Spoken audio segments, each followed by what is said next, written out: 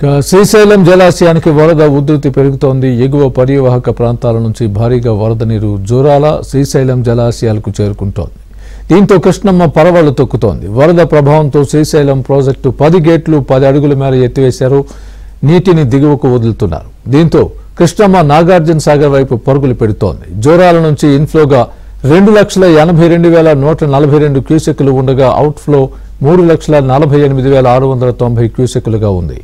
శ్రీశైలం జలాశయం పూర్తిస్థాయి నీటి మట్టం 885 అడుగులకు చేరుకుంది. పూర్తిస్థాయి నీటి నిల్వ సామర్థ్యం 215 టీఎంసీలుగా నమోదైంది. శ్రీశైలం కుడి ఎడమగట్టు జల విద్యుత్ కేంద్రాల్లో విద్యుదుత్పత్తి పూర్తి స్థాయిలో కొనసాగుతోంది.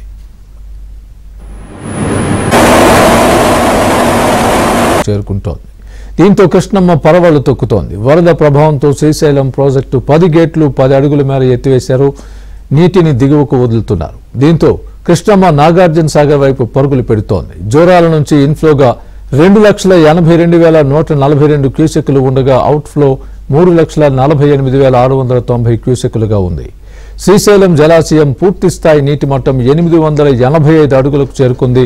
పూర్తిస్థాయి నీటి నిల్వ సామర్థ్యం 215 టీఎంసీలుగా నమోదైంది. శ్రీశైలం కుడి ఎడమగట్టు జల విద్యుత్ కేంద్రాల్లో విద్యుదుత్పత్తి పూర్తి స్థాయిలో కొనసాగుతోంది.